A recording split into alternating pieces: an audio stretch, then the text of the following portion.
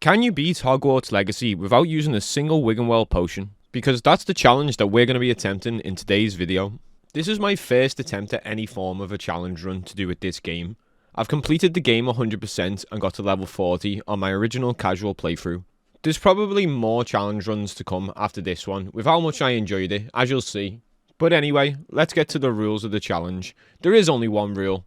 No wiggenweld potions, and that's it. I'm also going to be trying to finish this challenge as fast as I possibly can, with as little deaths as possible. As you can see, in the top left corner, just under my camera, there's a little death counter as well as a timer. With my previous 100% playthrough still fresh in mind, I'm pretty confident going into this challenge if I'm honest.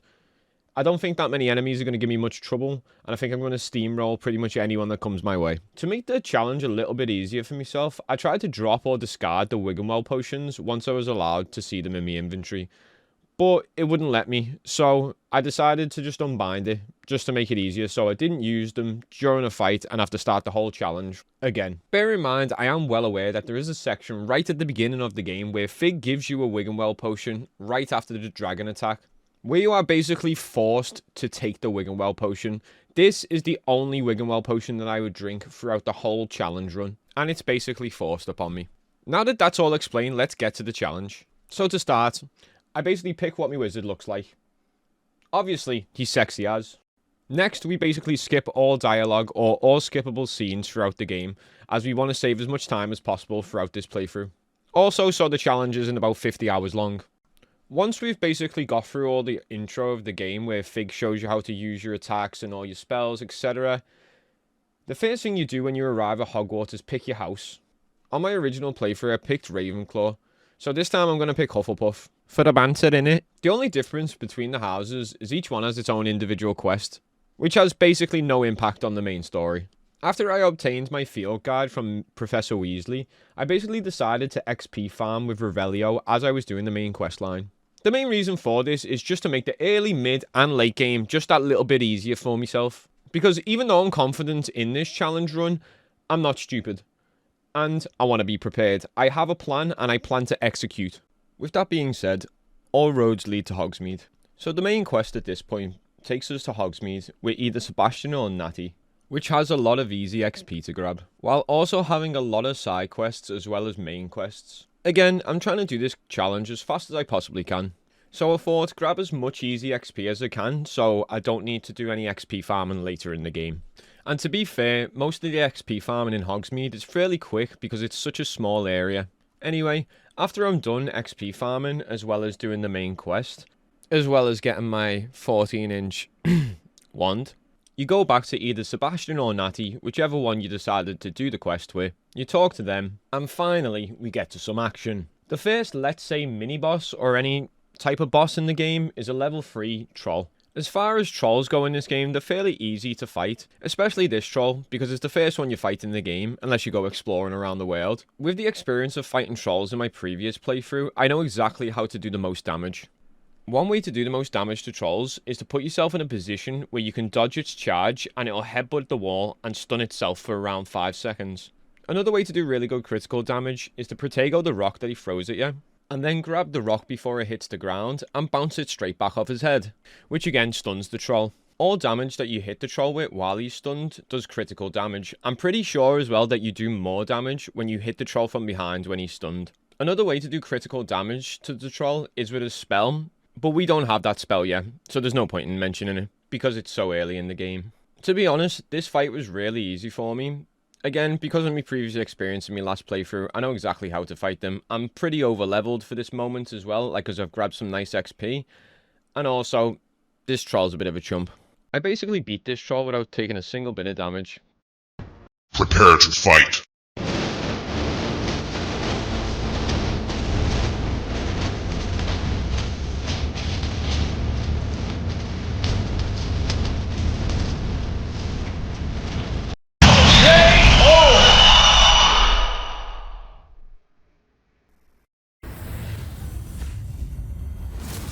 Come on, man! That's too easy! After you beat the troll, you're left to clean up after him as well. So you do a couple of repairos, and then you head back to Hogwarts. For the next part of the main quest, we need to get a spell to progress with it. I thought it was important to mention this because I didn't know this on my first playthrough. There are a fair few points in the main story where you can't progress unless you get a spell for that specific quest. And like I said, I didn't know this on my first playthrough because I'd done all the side quests before I did any of the main quests. To be honest, there are a fair few that you need spells to progress with. Another thing I wanted to mention was how hot is Professor Garlic? Seriously though. The Ginger Bay. Only joking, it's what she teaches you that's important. In this class, she teaches you about 3 plants that you can use during combat, which are mandrakes, venomous tentacular, and Chinese chomping cabbage. I wanted to mention this because a few people might use them in their combat setup quite a lot, but I prefer to not use them at all, just because you'd have to constantly restock them, and that's time and money in this game. You can also grow them in the room of requirement, but again, you just have to keep going back. So I basically never use them. So after Professor Garlic's class, the main questline takes us to the first mail-in trial, which I'm not going to go over too much because we don't do a single mail-in trial in this challenge run. But what's really close to this mail-in trial, or the introduction to mail-in trials, is a really good side quest that allows you to get guaranteed gold armor. You basically swim into the Black Lake, and there's like 5 dive spots where you go down and then you come back up. I don't know how it works, whether you can get the item that you're searching for in the first one, or you have to find them all and then it's the last one. But either or, you get guaranteed good loot, as well as some easy XP. In hindsight, I probably shouldn't have done this side quest just yet, because your armor scales with your level, the armor that you find anyway. And because I'm such a low level, I got decent armor for my level, but like if I'd have come back at a later date, I could have got even better armor for like let's say the Ranrok fight or something. So yeah, in hindsight, I should have probably done that. I'll definitely remember that for the next challenge run. After this side quest, we basically go and meet a ghost called Jackdaw, and he gives us the next main quest. After we grab the quest off Jackdaw, we go and meet him again in the Forbidden Forest. Once we meet him in the Forbidden Forest, we follow him up until the point where he says you go on ahead, because he's too scared, even though he's a ghost. Once you leave Jackdaw, what you don't do is go left into this spider pit like I did. I was massively underleveled to fight these spiders, and I get absolutely curb stomped into the ground. And that is the first death in the run. All hope of the no-death run went up in smoke right there and then. I'm pretty actively frustrated about the fact that I just died there, even though I didn't even need to go that way. And I genuinely thought I'd be able to complete this challenge run without taking a single death. Oh, how naive I was. But anyway, we continue with the quest. We make our way to a cave entrance, where a couple of goblins try and jump us, but they're no bother. There are a couple of combat sections in this cave as well, but we don't have any trouble with them. We just breeze straight through. After we make our way through this really nice section that's very easy on the eye. I am going to commit great crime. I'm going to bust nut in water tower.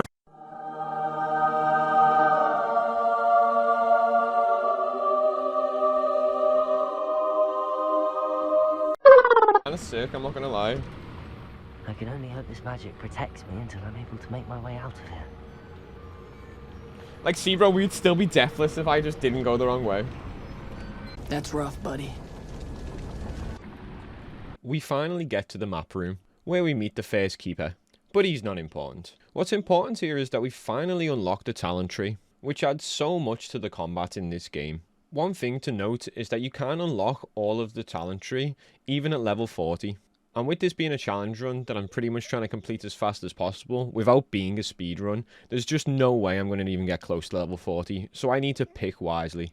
I'm not going to mention all the ones that I picked, but the 2 that stick out to me that are massively OP in combat is Swift and Spell Knowledge. I feel like these 2 add a massive new dimension to the combat. After we're finished picking, we head to our next quest, which is where we learn to fly, which allows us to get a broom, and it also allows us to traverse the map so much faster, which is nice. After that, we go and see Sebby Boy in the Undercroft, where we learn Confringo, which is a fire spell, and then we also get told off by Ominous on the way out.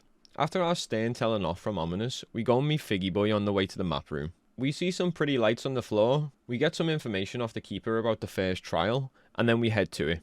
We meet Professor Fig just outside the trial location. We make our way up to the tower with Fig, and we notice a couple of goblins chilling camped out. Instead of going in all guns blazing like I usually do, I decided to take this on stealthily, just to test the theory whether it would be faster to do it stealthily than do it with brute force. To be honest, I think it is faster. While I was creeping around these goblins, I noticed one of them chatting absolute wambars about me. So we rolled his ass off the cliff. After we take care of that muppet, we can finally start the first trial. At this point, the game does start to get relatively harder. To break down the trials really quick, they're basically a combination of a few puzzles that are relatively easy and a few combat sections that are also pretty easy. Did I say easy? Dumbass motherfucker. Yep, that's the second death. After you Da Vinci your way through these puzzles and fight your way past all the combat sections, we come to the end of the trial, where we find about 5 wiggenwelds chilling on the floor. Obviously, we can't pick any of these wiggenwelds up, but we all know what that means when you find heals. Boss fight. I already know what this means as well because I've completed the game, obviously. But anyway, yeah, the first trial boss is pretty much the first time I've actually had to think of a strategy for this game. Most of the fights in this challenge run, I've pretty much died, and then second try or third try I've done it. I haven't had to really think of a strategy to get around any of the deaths yet in the game, but this is the first part in the game that I've actually thought to myself, like, I need to think what I'm going to do before I go into it. So yeah, in the build up to this, like, during the trial, as I'm doing the puzzles and stuff, I've been planning in my mind, like, what I'm going to do. Anyway, for the fight itself, there is 3 stages of this boss fight. For the first stage, you don't even fight the boss, you just have to clear out the pensive protectors and the pensive sentries. These guys aren't too hard to kill with Expelliarmus, and that combined with a talent from the skill tree makes it a pretty deadly combination with these guys, because you can basically disarm them, catch the weapon, and throw it back in the face, which does really, really good critical damage.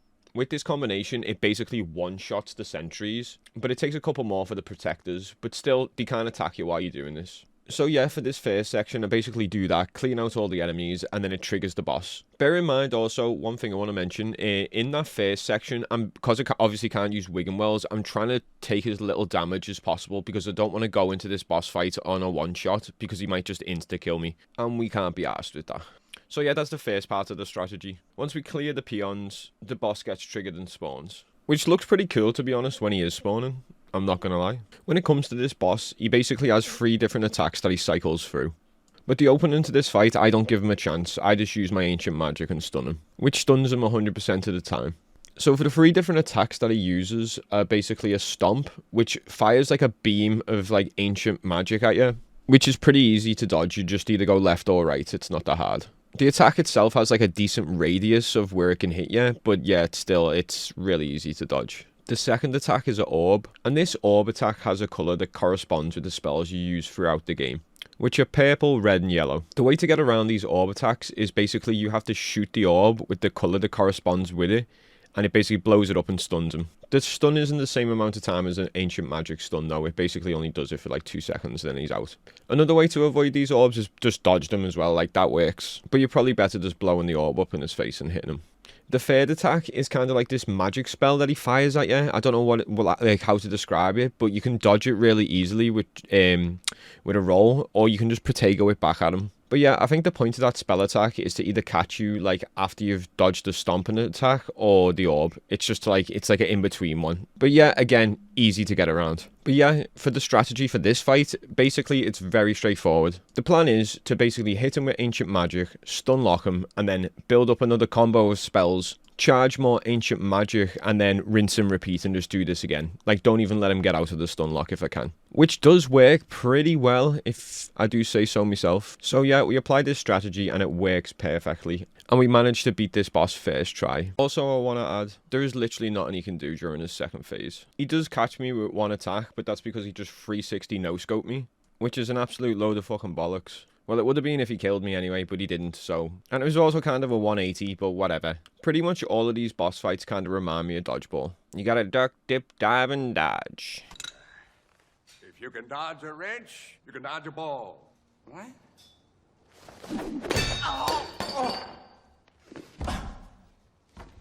With my dodgeballing expertise and my natural raw talent, we administer the final blow. As you can see, I'm really pleased with myself. So after this, we make our way back across the bridge, where we continue with the objective of the main quest, which is to basically beat these trials and then see a memory at the end of it. I'm not going to show you too much about the memory because it really doesn't affect anything to do with the challenge. So after this, we basically go back to Hogsmeade, where we end up meeting Ranrok's brother, and he basically gives us a job to find a helmet. You plow your way through this tomb, but you can't find the helmet, so we leave empty-handed. We report back to Ranrok's brother and let him know. Oh yeah, I just wanted to mention as well, right after this quest, I decided to upgrade my ancient magic. The way you do that is by finding all the ancient magic spots around the map. There's a fair few magic spots that you have to go to throughout the game. These magic spots aren't vital, by the way, to completing the main story at all. I just thought with this challenge run, it would be better to upgrade from 2 to 3. And lucky for me, you only have to find 2 spots to upgrade the first time. So yeah, we grabbed them 2 before we get to the endgame. So yeah, anyway, we continue with the odd job that Ranrok's little bro gave us, which is finding this helmet or something. It turns out the helmet is in like a chest in this random Ashwinder camp. So to get to the helmet, we need to fight through them. Once we arrive at the Ashwinder camp, we see that they're beefing with a cave troll. This troll is absolutely fucking up the Ashwinders, might I add. Yeah, so me, like the dumbass that I am, I decided to go invisible and try and Petrificus Totalis this troll. I don't know why I tried to do this, I don't know why I hadn't tested this before, but I tried. And long story short, it doesn't work. So once he was alerted to my presence, I absolutely panicked. But once you alert this troll, he basically stops attacking the Ashwinders altogether, and they both just gang up on you. So I had 2 options. I could either stand my ground and fight, or could try and run away and get them to fight each other and come back. But running away would be long, and I can't be arsed doing that. So I decided to stand my ground. Also, apparently this guy has instant transmission. What the fuck is that?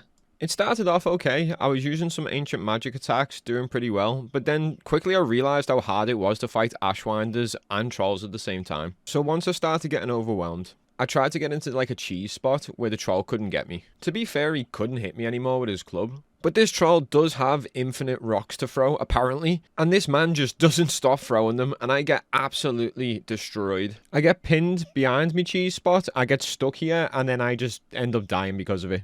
I actually can't believe I died like this, but it is what it is. So, we go again. And that is also death number 3. But yeah, GG's Goku. With your instant transmission and your infinite fucking rocks, it doesn't make sense, man. Round 2. For round 2, I basically applied the same strategy that I did the first time. I decided to go invisible again, but I'm not going to Petrificus Totalis this troll this time, or attempt it anyway. So yeah, I basically just snuck up behind the Ashwinders, watched the troll do his work, and then I decided to get involved. Once I get involved, I made light work of all the Ashwinders, and then I finished the troll off as well. Yeah, so like I said, the helmet is in some chest at this Ashwinders camp, so once you get the helmet, a couple more Ashwinders spawn, and they're really easy as well. Yeah, so not much to think about, to be honest. Like as far as like strategy goes, I just made a mess of the first attempt. His second attempt was really straightforward. But yeah, we move on with the main story anyway. In the next section of the game, we have to grab 3 spells that we're required to get. After we grab them 3 spells, we go to our first beast class where we meet Poppy and Highwing. After that, we get a quest off Sebastian where we have to go and meet him by his local town or something. Where he used to live. I don't know if he used to live here, I'm assuming he did. Either way, we meet Sebi for our next quest. And to be honest, during this quest, I didn't think there was going to be anything that was remotely challenging, because from my first playthrough, I could remember that there was like a little section where there's a couple of goblins that you have to fight, but that's it. No boss fights, no mini bosses, no anything, just a couple of goblins, and for some reason, they were insanely hard. Yeah, so in the first attempt, I died to these goblins, which I was quite shocked about, to be honest, so yeah, I was a bit more tentative going into it for the second try. And you'll never guess what happened in the second try. I got absolutely robbed in broad daylight. Because even though I'm still alive, for some reason the game registered that I died. And while I'm still casting spells, while I'm still fighting these goblins, the game just ends and says game over. Try again. I'm so pissed off that this happened. For one, it's a consumption of time. And number 2, I was fucking robbed, man. But yeah, I'm not counting that on the death count because I didn't die. I didn't die. I don't have to prove it to you, so I don't have to prove it to any of you. You can fucking see it. You can see it. I was robbed, man. I was robbed. But anyway, other than that, third attempt, we done it. Pretty straightforward. Yeah, so after this Sebastian quest, we have to go back to Hogwarts, where we do a bit of faffing around with astronomy class. After astronomy class, we have to go and meet Natty, where we have to go and rescue Highwing. There's a couple of combat sections in this quest, but I'm not going to show any of it because, like, none of it was challenging, and you leave the quest pretty quickly. Like, you just free Highwing, and then you're off. This section where you're leaving with Highwing is really sick as well. I just want to add that. It's so sick. Like, look at the views, man. But yeah, right after this Natty quest, we basically get a prompt, or a text message if you like, off Sebastian about doing another quest. This Sebastian questline, or the 3 Unforgivable Curses questline, is easily the best in the game. And that's not just for the pure, like, the quest itself. It's obviously for the spells that you gain from it. Because each of these spells that you get are insanely overpowered and massively help in every single combat section. Mixed with some skills from your talent tree, it's they just make for like a really deadly combo. When I got the option to do these side quests, I decided to do them so it could help me in the end game, which it massively did. I'm not going to show the side quests, but just know that I got all 3 unforgivable cases. And I had no challenging sections during the quest. They were pretty straightforward. So yeah, at this point our main quest is to go and find the second trial location. And at this point I have Crucio. So I just wanted to break down a little bit why I like the unforgivable cases, other than the just really overpowered in general. So my favorite thing about the unforgivable cases is basically when you cast a spell, it gives you about a 4-second time period where you can decide who else you're going to attack next.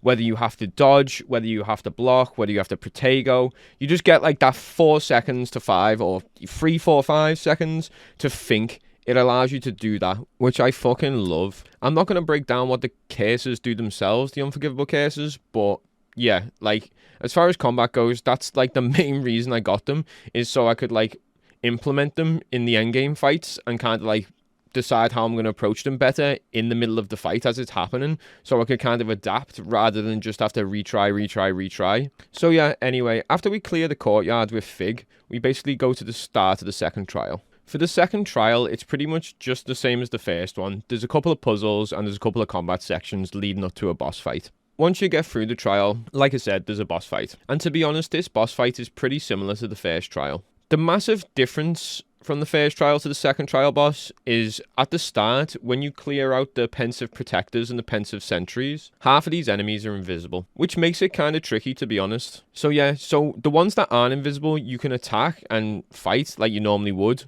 but the other half that are invisible, you can only dodge or avoid like their attacks. The only way you can attack them or fight them is if you go through the archway and like kind of like enter their dimension, if you like, which I thought made for a pretty cool fight, to be honest. I wish there was more sections throughout the game that were like this, but this is kind of the only one. But yeah, as far as like beating this boss goes, the opening is so much harder because half of the enemies are invisible and the other half aren't. It just like, I was struggling to get to the boss with like decent HP. But yeah, we got there, and the boss itself is pretty straightforward. There's only one massive difference from the first trial boss. And that is basically when you get to phase 2, the boss has this like swinging attack where he slams his invisible fucking ancient club on the ground and hits you with a shockwave that seems to be undodgeable. This massive difference does actually make it a lot harder, I'm not gonna lie, because I don't have a clue how you're meant to like counter this. There's got to be a counter, I just don't know what it is yet. I'll try and find out for the next run. But yeah, after 2 failed attempts and 2 more deaths onto the counter, we managed to beat this boss as well with our trusty ancient magic strat, which you already know is just combo up, get ancient magic, rinse and repeat, and it works like a charm every time. So yeah, after we beat this boss, we go and get another memory again, same as the last trial. In this memory, we see Isadora do some fucked up shit with her dad, and then we meet the Fairkeeper, who is a former Hogwarts headmaster, and she points us in the direction of the next trial, which is located in Hogwarts. But before we go to do this third trial, we basically have to go and meet Poppy somewhere and help her free a dragon. The section where you get to the Poacher's Colosseum is pretty cool, to be honest, because it's the most interaction with dragons that you have throughout the game. Even though you don't fight any dragons, it's just cool to see them in the Hogwarts universe, in all aspects. But yeah, there's a fight close to the end where you have to free the dragon. There's quite a few Ashwinders and goblins in this section. But yeah, this section's really easy. The only thing that makes these sections ever hard, in my opinion, is there's always a guy, or an Ashwinder or a goblin in the background firing either a crossbow or firing Petrificus Totalis at you, and that is the biggest fucking cook in the world. But yeah, other than them, there's nothing really much more to it. We kill some more Ashwinders, we kill some more goblins, and then we free the dragon. After this, we head towards the third trial, which is located in the headmaster's office. So we have to use some Polyjuice Potion to access the office. Once we get in the office, we basically start the third trial. We have to enter a book, which this gives me proper like Fable 2, Fable 3 vibes, where that side quest where you go into the book. It's pretty sick. Basically, anything where you enter a book reminds me of Fable 2. But yeah, anyway, we start the third trial, which is my favorite trial in the game. The main reason this trial is my favorite is because it just looks completely different from the others. It makes me feel like I've entered a completely different world. It literally looks like it's hand-drawn as well. It looks so good. As well as incorporating the Deathly Hallows, which is one of my favorite things about Harry Potter, or the universe of Harry Potter. I just love how it incorporates everything together. It's just a proper 9 out of 10 trial. Okay, with that being said, this trial is pretty much broken up into 2 sections. The first section is basically a sneaking section. You have to sneak past all of these Grim Reapers, or Death Shadow to be exact. And the second section is a combat section, which is pretty lengthy to be honest. But yeah, we'll go through the first section. In the first section, you have to sneak past all of these Reapers, like I said. I'm just going to mention here as well, if you get caught by them while you're sneaking around them, you will die in game. So like in previous sections in the game where you have to sneak past prefects and stuff, you don't die when you get caught. It's not like the slinging of Avada Kedavra around, is it? No, they're not. But in this section, you do die if you get caught. So if I die here, I will be adding deaths to the count. Unfortunately for me, I got caught a couple of times due to me being impatient and not waiting for me to tell me when to go. Because in this section, your character, the one that you are, the wizard you are, basically tells you when to go from section to section. Like he's kind of like, I think we should go now. It looks open, it looks clear. And me, like a dumbass, just tried to go on my own and got caught. So yeah, we had a couple of deaths and then we found the invisibility cloak, which makes it so we're just completely invisible and we'll never get caught by them ever again, apparently. Don't know why we didn't get it at the start of the trial, but whatever. So yeah, once we get past the stealth section in this trial, we find the Elder Wand, which is the start of the combat section. Once you find the Elder Wand, it doesn't give you the ability to just use all the spells that you know. It gives you 4 spells which you're limited to. And these spells are Bombarda, Descendo, Depulso, Defindo. I'd say they're like 2 really strong spells and 2 pretty mid spells. Like I use Bombarda and Defindo all the time, but the other 2 I just never use in game anyway. It doesn't mean that they're bad spells, I just don't use them a lot. So once we get the Elder Wand, we push onwards to the combat section of this trial. So we go down a little bit of a trail and then we're led to a little bit of a castle entrance where a couple of Death Shadows spawn. So we get our first taste of combat with the Death Shadows. As far as fighting the Death Shadows go, they're really easy to kill. Bombarda or Defindo pretty much one-shots them, and your normal spell combination is pretty damaging to them as well. It takes a little bit of extra time, but it still does the trick. So yeah, one of the reasons why this trial is my favourite. Because of my first playthrough, this is the most challenging section in the game for me. I died the most times here, so it stuck out in my mind as being one of the funnest trials as well for that reason. Obviously, I like a challenge. So I was basically coming into this trial already thinking, well, knowing it was the hardest part in the game. So I was kind of paranoid that I might be stuck here for a while. But yeah, no fear either way. Once we kill all the Death Shadows and all the Death's Dark Mongrels, we make our way to the top of this broken castle. We get to the final combat section of this trial. In this trial, there is no mini-boss with a big health bar at the top of the screen. So this section's broke up into 3 phases, which are 1 troll and about 8 Death Shadows. Once you kill all these, another troll will spawn with about the same amount of Death Shadows. I'm pretty sure you can kill either enemy in whatever order, like you can kill the Death Shadows first and then the troll, or the troll first and the Death Shadows, and then it starts the next phase. But you have to kill all the enemies that spawn. So the second phase is just, like I said, another troll, more Death Shadows, and then once you finish that phase, the third phase is 2 trolls and Death Shadows and Death's Mongrels. So yeah, it's pretty hard to get past this section, especially with no wiggenwelds, but we smash it out. The first 8 attempts did not go well. We were getting absolutely curb stomped everywhere. I think the reason for this was because my strategy was wrong. In between Bombarda and Defindo, I think I was using too much of the combo spells. I was trying to like combo up too much and get too much ancient magic because I kept getting caught by the Death Shadows attacks. But yeah, the way I got around this was I just tried to not use them as much and just focus solely on like Bombarda and Defindo. Like I said, Bombarda and Defindo just pretty much one-shot the Death Shadows, and it's pretty much the same for the Mongrels as well. The trolls aren't necessarily hard to kill, other than the fact that they want to be Goku so badly with all the instant transmission. They're generally pretty easy to kill, especially in this trial because when you Protego their rock back at them or get them to run into a wall so they're stunned, I'm pretty sure you do like 3 times the amount of critical damage you usually would on a troll. So you can kill them really quickly from behind with Bombarda or Defindo. But yeah, each one of these enemies individually are pretty easy to fight, but as a collective of all 3 together, they're really hard. Accompanied with the fact that there's 3 phases of this and it progressively gets worse,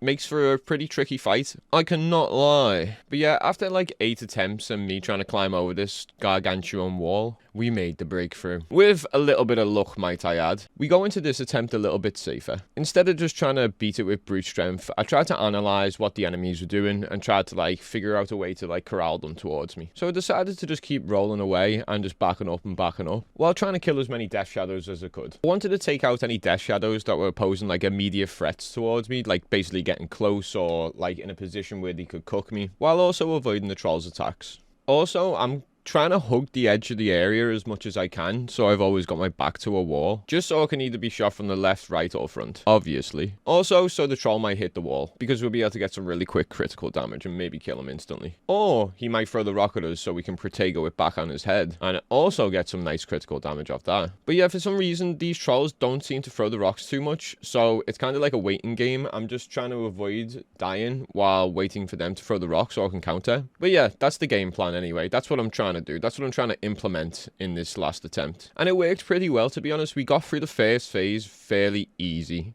The second phase, not so much, but we still got through it nicely. In the second phase, I decided to kill all the death shadows first. It wasn't initially part of the plan, but I thought to do this because I was thinking in my head, like, if I die on this section again, I'd like to know this information. Whether you have to kill the troll so the death shadows stop spawning. But as we found out, that is not the case. You can kill either or, which is really good. Also, I was in the middle of the area a couple of times here. That was just because I was trying to be opportunistic in, like, when I took my shots against the troll. It put me in a couple of bad positions, but we still managed. I could have played it 100% safe, but it is what it is. I'm a greedy player, and sometimes you've just got to risk it for the biscuit. So yeah, phase 3, the worst phase. This is basically the same as the first two phases. It only has an extra troll and a couple of mongrels. But these added enemies make it so much harder. Holy shit. It's a nightmare. So yeah, for phase 3, basically what I did, I just tried to do the same strat again. I just tried to back up as much as I could while killing the death shadows and also trying to take the life off the trolls. As you just seen there, one of the trolls rushed me and just disappeared. Like, he basically just evaporated into thin air. But we take those, we take them all day. Finally, a little bit of luck on our side. Yeah, I don't know whether this was a bug or he like glitched off the side of the map or what happened, or if he just despawned, or if this is like is a spot that you can recreate that. I haven't tried any of this. I might try it in my next challenge run. So after our troll friend jumped off the side of the map, we only had one to go, and that was easy enough. We take our sweet time with the death shadows and the troll, making sure we don't choke and we don't throw. We basically get through this section with the skin of our ass cheeks. It comes down to a 1v1 between me and the troll, because again, I killed all the death shadows first, and the mongrels. Once we defeated this troll, that's the end of the trial combat sections. So we can now progress with the trial and finish it off. From here, the next part of the castle opens up once you beat this, which leads us to the last part of the Deathly Hallows, which is the resurrection stone. So in this trial, you basically collect all 3 parts of the Deathly Hallows, which I think is cool as fuck. So once we get the resurrection stone, we go and revive Neve, and she leads us to the last memory. I've seen a lot of people talking about this trial online. They've said that this is the most frequent point in the game where they bug out or the game just doesn't let them progress. I've played through this game twice, and there's only one thing that's happened in the entire game that's not allowed me to progress with anything, and that was a field guide page on my first playthrough. Basically bugged out and wouldn't let me collect it, so I couldn't 100% the game. That could have been fixed by now, but whatever, it doesn't matter. So yeah, like I was saying, Neve leads us to her memory. Once we've seen all that, we head back to the map room to meet the 4th keeper and get the final trial off him. Before we start the 4th trial, we need to get a spell, and this is the last spell that we're going to need to progress with the main quest. To do that, I need to catch some beasts. So while I was trying to catch some toads, I died to a dung bog. When there's multiple dung bogs, it does become quite overwhelming sometimes. But yeah, we go again anyway, and then we got the toad. Once we get the toad, we can go to the class and learn Bombarder. Bombarder is my favorite combat spell, other than Avada Kedavra. So once we get Bombarder, we continue with the main quest. At this point in the game, there is only about 4 or 5 main quests left before the final fight against Ranrok. But before that, we need to go and meet our boy Sebi and go on a quick quest with him. In this quest with Sebastian, I died a couple of times again, but I put that mainly down to the fact that I'm just trying to absolutely W key through this challenge at this point. I want to get it finished. We have gone for long enough. So we died to a couple of spiders, just trying to go a bit too fast. The main issue with most of my deaths throughout this challenge run, other than the 3rd trial, most of the time it's just because I'm trying to go a bit too quickly. But that's not a big deal. At this point, it's not a deathless run anymore. So once we get through this cave with Sebastian, we come to this troll. And I am sick of fighting trolls at this point in the challenge. So I decided, after I died once, to just Impero him. And sometimes when you Impero enemies, you can still do damage to them, so it's kind of like a bit of a cheese. The target will just stand still. The only thing is, once it's Imperoed, you can't do nowhere near as much damage anymore. But you can just keep doing the same strat, and he won't be able to get out of the lock. Or if he does get out of the lock, just make sure you've got enough time to use Impero again. So yeah, we kill this troll, and then we proceed on. Once we get to the end of this quest, we end up back in the Undercroft, where we get like an extra memory from Isadora. So me and Sebastian both look at this memory, and it seems to mess Sebastian up pretty badly. Like, what are you doing?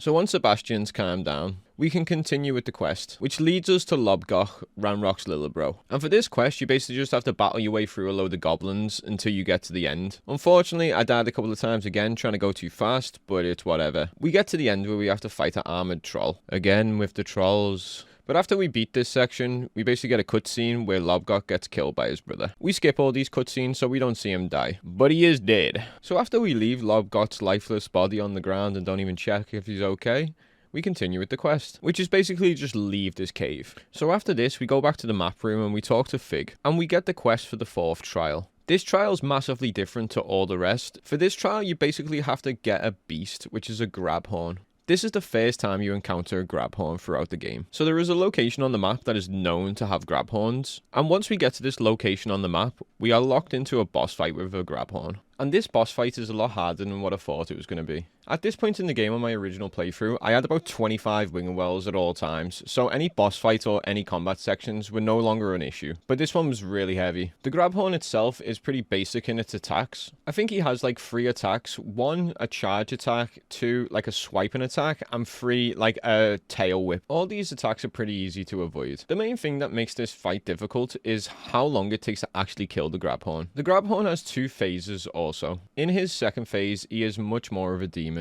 than in the first, obviously. So as far as strategy goes for this section, what I planned to do, or what I was trying to do, was throw as many stones as I can at the grabhorn and lower his health to the end of the first phase. Luckily enough, there's a lot of stones that you can throw. So after a couple of deaths, I started to get the strategy down. In this attempt here, I basically got his health all the way down to the fucking last bare bones, and somehow I managed to throw. At this point in the run, it's been like 12 hours nearly, so I'm starting to get quite delirious, as I add an extra death to the count by accident. I can't even remember how many times I've died at this point. I just know I'm tired, I need food, and I want to go to bed. Well, I don't put the extra death initially. Once I complete this section, I add an extra death because I think I died an extra time, but I never. I'm just losing me marbles. But yeah, anyway, the god strat. So what we're going to do here is we're going to spam him with as many stones as we can, or as many that he is in the area, get his health as low as we possibly can, or as close to the second phase as we possibly can, which works pretty well, as long as you don't mess up any of the movement. Once he's in his second phase, that's when we start spamming him with ancient magic. Throughout this fight, we're going to be using our normal magic spells, but the magic spells that you have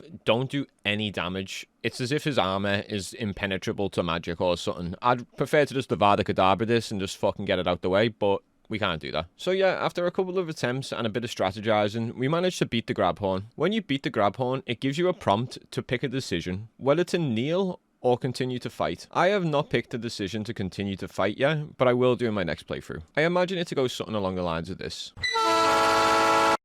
So once we tame this mythical beast, we can use him as a mount. This is the last mount that you get in the game, unless you bought the DLC. So the whole point of getting this beast was because we needed them for the trial. Like I was saying earlier when I was saying this trial is completely different from all the others. What I meant by that was that you literally only need this beast. And that's trial complete. So once we gain access to the entrance, we put our grabhorn back in the knapsack and we never use him again. We make our way to the 4th memory, where we see more stuff about Isadora and all that crap. After we gain knowledge of the 4th memory, we basically make our way back to the map room, where we get a quest to go and get a wand. So we head back to Hogsmeade and we go to Ollivander's, where we get the wand. After we get the wand, we're confronted by Rookwood. Rookwood! He was a spy! Augustus Rookwood.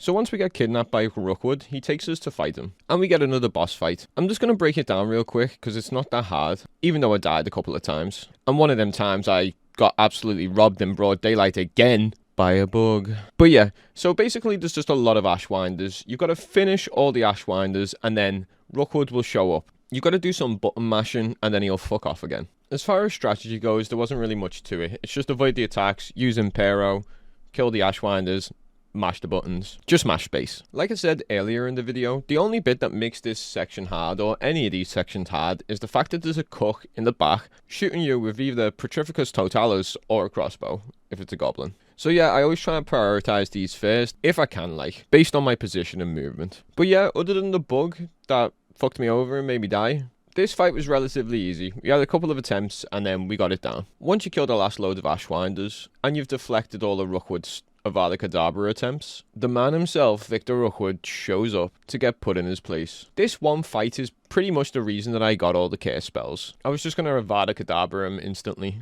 and I somehow missed. But even though we missed, we still got past this section, because we hit him with the second one, baby. After we turn Rookwood to ash, we head back to the map room, where we talk to Figgy for the last time. And we start the Defend Hogwarts from Ranrok quest. Okay, so once we start this quest, we follow Fig down a corridor that leads to a cave system under the school. And it turns out Ranrock's already here. So once we start fighting our way through the cave and killing all the goblins and stuff, a couple of the other teachers arrive to help us out. This section is really easy to breeze through. I died once here, because again, too fast. We kill another troll, and then we finally fight Ranrok. After like 12 hours or something, we're finally at the end of the game. I do think a lot of the stuff that I did kind of made the playthrough of this challenge run a little bit longer than it needed to be, but that will not happen in the next challenge run. So yeah, once we go through all the cutscenes with the teachers and Ranrok, we have to watch our boy Fig go down. So Ranrok basically turns into this fucking dragon thing or something, which in itself is pretty cool, but like while I was doing this fight, or even watching it back, I was thinking to myself, like, it would have been so good if they put dragons in the game and had them fight in this style.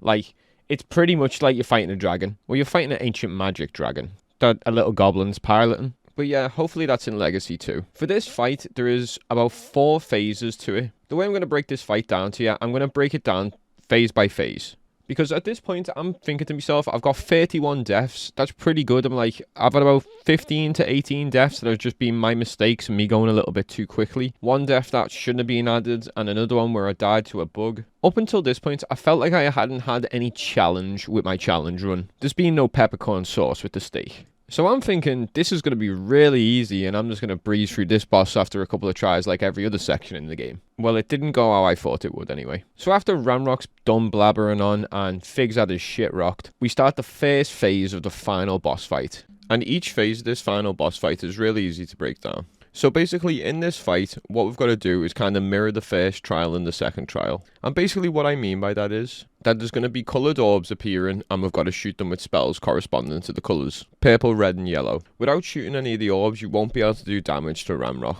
The first phase is really easy, as you've got to shoot one orb and then it allows you to do damage to Ranrok. So that's pretty simple and straightforward. Also, as health for the first phase is pretty short, so you can get to phase 2 quite quickly.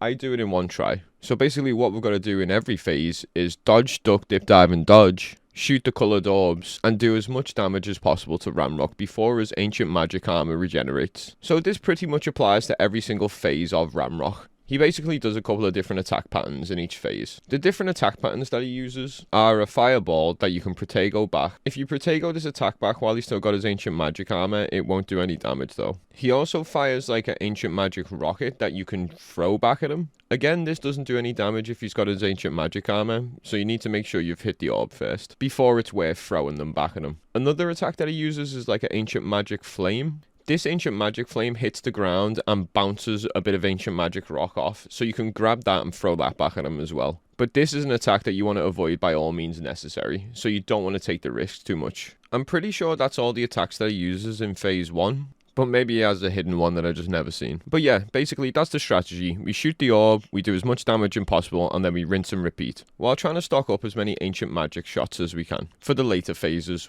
But we do use some in the first phase, because there's no point in keeping extra. I'm not going to lie, I think ancient magic has been the defining factor in every single boss fight I've done in this game. If I didn't have ancient magic, I might not have finished this challenge altogether. But praise the Lord for ancient magic, eh? So yeah, once we get past phase 1 by the skin of our ass cheeks, we move on to phase 2. One thing to mention as well is in between phases you get checkpoints. So once you get past one phase, you pretty much get a checkpoint into the second phase. So you constantly retry from that point, obviously. Which is really nice to be honest, because if I had to one-shot this boss through every single phase, it would have been impossible with no wiggenwelds. So phase 2. I die pretty much instantly in this phase. Ranrok catches me off guard with an attack I've not seen before. One thing I wanted to mention as well is most fights throughout this game, or any section in this game, I remembered quite well. But this fight in particular, I had 25 wiggenwelds when I attempted it, so I literally just one-shot the entire thing.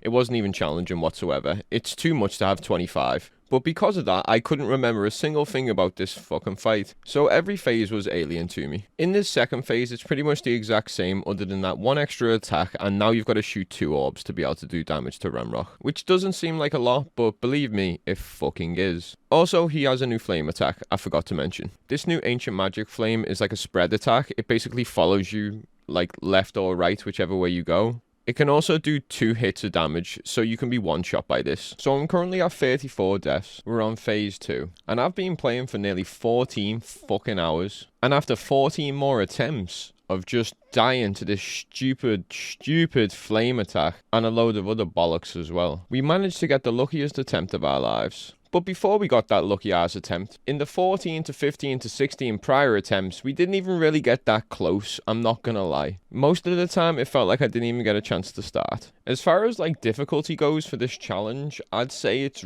like this is the hardest point of the challenge. This is the bit that tested me the most. I've already died 14 times on the second phase, which is nearly half of what I did during the entire playthrough. And I'm pretty sure most of my deaths come from this stupid flame attack that for some reason I just cannot dodge to save me life. So yeah, after more deaths, I'm gradually getting used to each attack pattern. And by used to each attack pattern, I mean trying to take as much in before I die to this flame attack, we started getting it down. Before I show you the beautiful attempt, just enjoy the rage.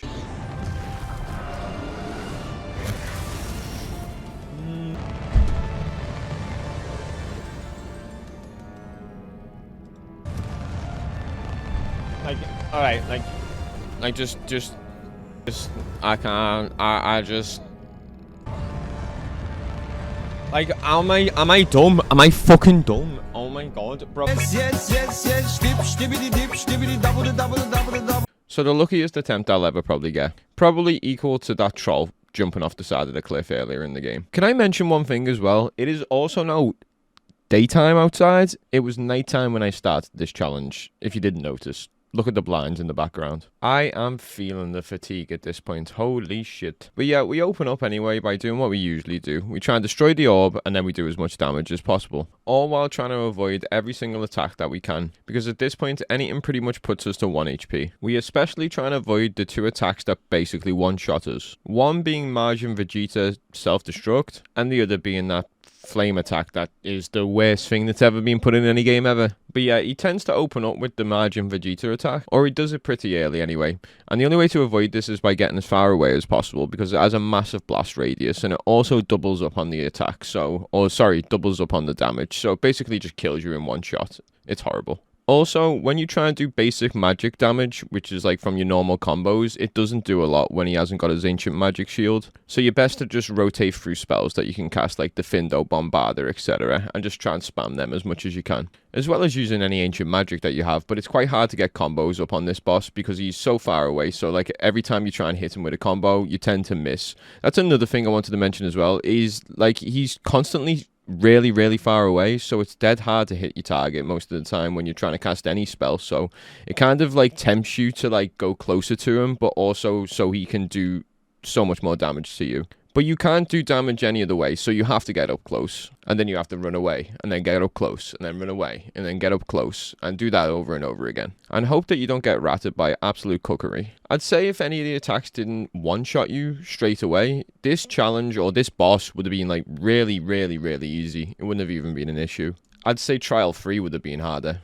But it wasn't, and it is, and this is hell. And it's so time consuming as well. It's like, how much damage do you even do to this enemy? It's ridiculous. It might be because of me level, but I don't know. So we get him down to within an inch of his life. And as you can see, he kills me. But I literally just got the last hit to start the next phase. And when I was saying I got the most luckiest run ever, that's what I meant. I literally died at the last second and still got the checkpoint for the next phase. Oh my god, I'm so happy. Because I want to go to bed at this point. And Ranrock's the only thing that's standing in the way. So we're on to phase 3, the hardest phase. After following Ranrock down this like side of a mountain terrain, we end up in like this bowl section. In this bowl section, you have quite a lot of area, like a lot of space to move around. It's kind of like the grab horn fight. I wish it was as fast as the grab horn fight, but it wasn't. So in phase 3, the attack patterns are pretty much the same as the prior phases. He rotates through all of his attacks. I'm pretty sure that his attack patterns are random at this stage, but at phase 3, I'm pretty much used to all the different attacks he's going to throw at me.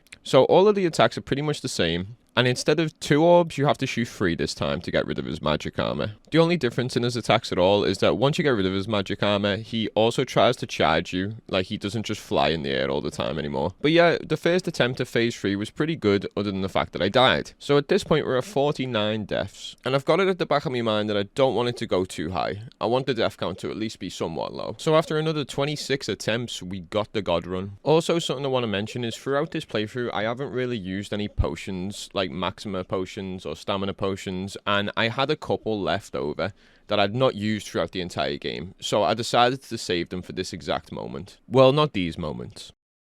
And that's 51.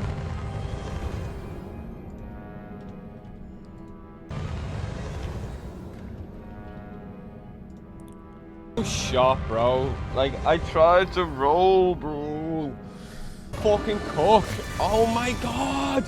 I'm being greedy, bro. Like, that phase field. Like, I don't even know what just fucking hit me. Oh my god. This is so fucking annoying.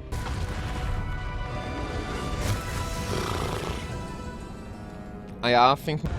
Dude, fucking roll, bro. Like, I just don't get this game, bro. Like, dude, like...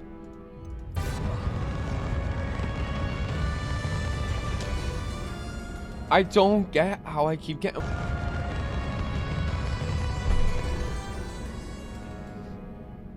I hate that attack so No, you... Oh my god. Like, why? He does a little, like... in me back and just fucking puts me down with a little... Move, man! Like, why is he... Oh, dude, I just give up. I give up. Like, my control doesn't work. My control literally does not work. I'm literally trying to, like, infinitely do the dash, and it's just... Oh, dude, I can't even... I just can't deal with this fucking level. Dude, like, he just won't roll. He won't roll. Like, fucking roll, man. Like, bro, what is... Dude, he won't fucking roll. Need to shake all the crumbs out of the keyboard. There's literally nothing in it. That's the weird part. It's... No, you fucking cunt. Oh my god. Oh my god, bro. Like, oh my god. Yeah, I don't know what's going on, man.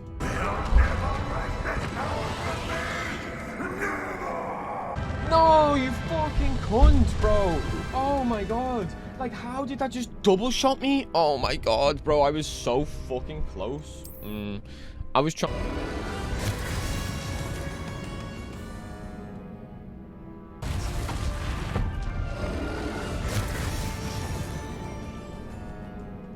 Oh, like, let me...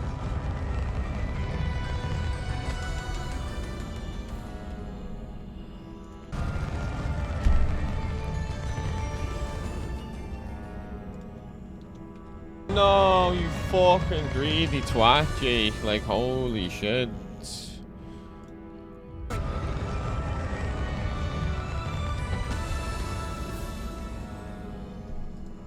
Keep moving, bro. I don't know why I'm stopping, man. Oh my god, this is so fucking stressful, you know? So yeah, like I was saying, after like 26 attempts, we finally got a God Run. And what I've learned about this fight as I've had this many attempts is basically that the orbs that appear at this section are complete RNG. So you could spawn in and all 3 of the orbs that you need to destroy could just spawn right in front of you.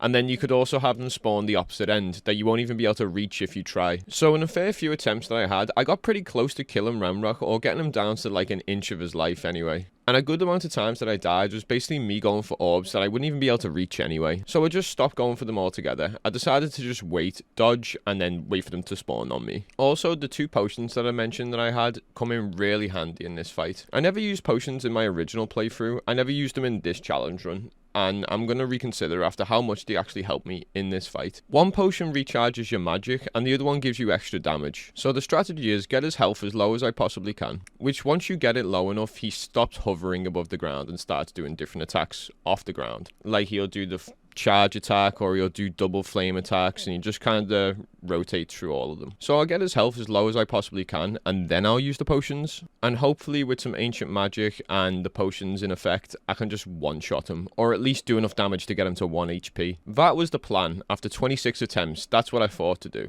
And I'm just going to reiterate, it's been like 14 hours, so I'm really tired at this point. So my reaction time isn't the greatest. But that does not stop us. We absolutely smash it. Great success. Yes! Let's get fucked back in! Yes! Yes!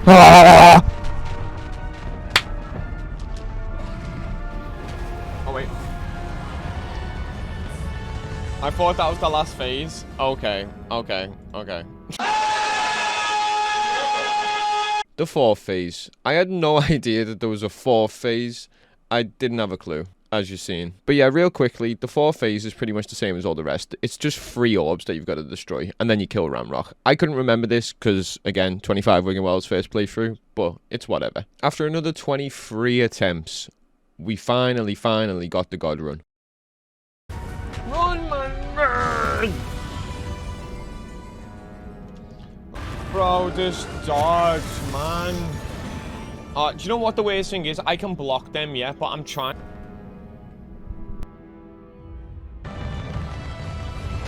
Oh.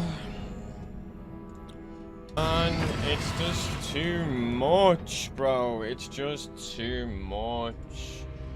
It's just like... It's like, what am I gonna do? How much is his health gonna... I'm dying to see what his health is after this... What just fucking killed me? Oh my god, bro. I got killed by, like, nothing. No!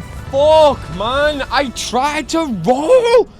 Like, how many times am I gonna try and roll and this dude's just gonna go...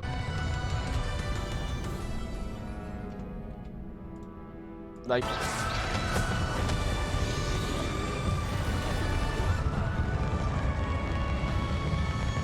I got baited so hard then. Oh, bro, just roll, please, just roll, bro. I'm literally, it's not like...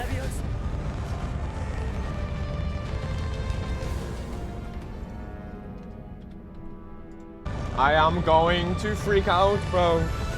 Oh my god. No, bro! I'm 4K dodging! Oh my god! Oh my god! Oh my god! Oh my god! 90 death. I fucking hate this boss, bro. It's so fucking stupid, dude. It's like the worst thing ever. Okay, so the God Run. I'm not going to break down what happened too much. I'm just going to show you what happened, because I've pretty much talked through all of his attacks, through all of his phases.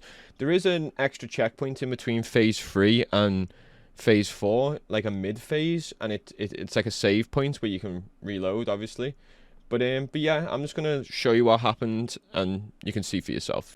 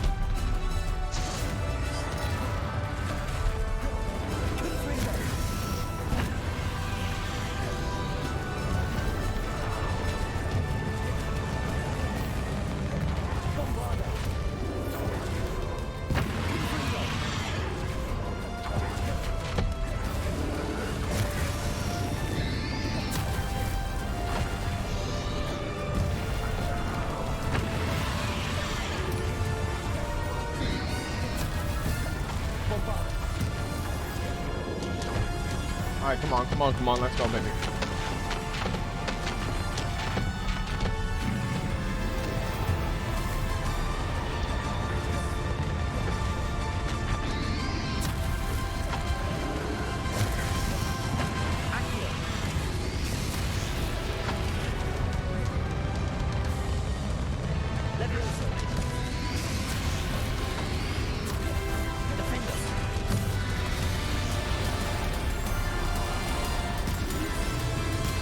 Please tell me he's dead. We were so close so many times, bro. Oh my god. And that is great success.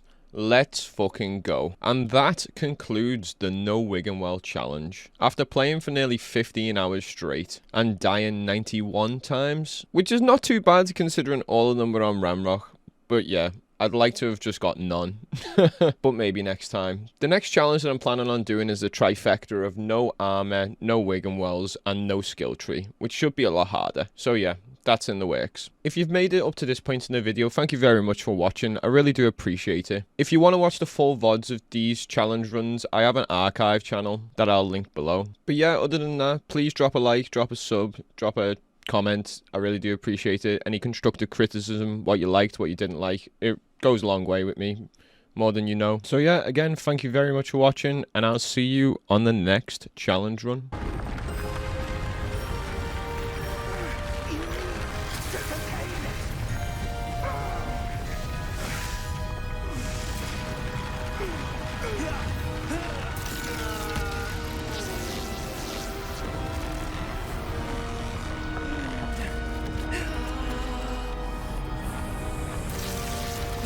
My dodge button's broke though, like on dodge. The amount of times I press charge and just didn't dodge.